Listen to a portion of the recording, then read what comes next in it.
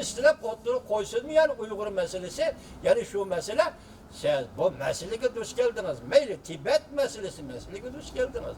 Sebep Çinhuas'ın kol koygan Birleşken Devletler Teşkilatı'nın iki kanunu.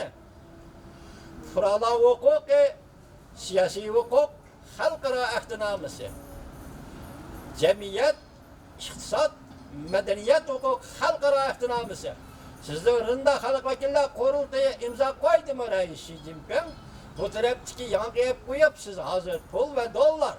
Soda, vakitlik toxtaylı.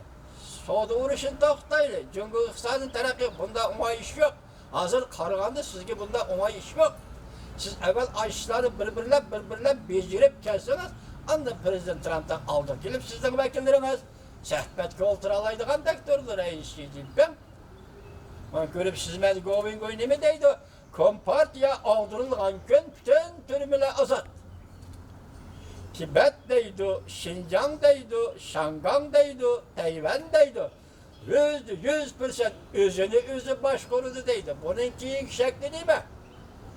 Govingoy'un ağzıda bu federasiya şekli mi ya konfederasiya şekli mi? Bunu bir neme değil olmaydı. Ya ki Avrupa İttifakı şekli mi, ya ki Angliya Federasyonu şekli mi, mesela Kanada, hazırki Avustralya mı, Angliya Federasyonu'nun içindeki devletler, kayısı şekli. Bu doğruda Govingoy birleşti demekti. Bırak ne deydi? Kompartiya ağduruldu. Ağdurulgan hemen bütün türmülerdeki cinayetçiler mahpusla azat bulundu.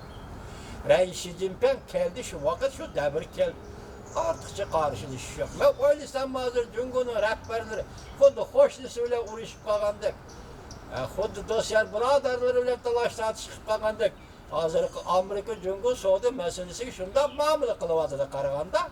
Biz sözlep geldik siz görmedik vatandaş, bir yıldan beri Cungun hükümeti şundan muamele kılıvat. Bu asli devletçilik iddiası var bir devletin rehberi kılıdığı iş emez. Devletçilik iddiası var bir devletin rehberi ikinci bir devlet bilen boğan oturdaki toxtab gelişim imza ve sohbet degenlerge bundan muamele kılmaydı Reis Xi Jinping. Bugün yeni bilip, eti çiçi bilip, bugün at kıçkı bilip, evgelik üzengi desep turu bilip, bundan bulmaydı Reis Xi Jinping. Cungulak efendiler, Reis Xi Jinping diye isimden var, Cungulak efendiler hiç bundan bulmaydı. Şu meseleyeti sohbet kildik eslemek oylaymayın ki bu da. Hem de buraya en ahır kıtem. Ak bayrakla çıkardığı vakit geldi Lüha Efendi. Bu yolda hal olacağın fakat bir yol var, o bozumu ak bayrakla çıkarır. Stomak deryasının bu yola, Potomak geçirin lan, Potomak deryasının bu yola ak bayrakla kadım aktım başka sizge.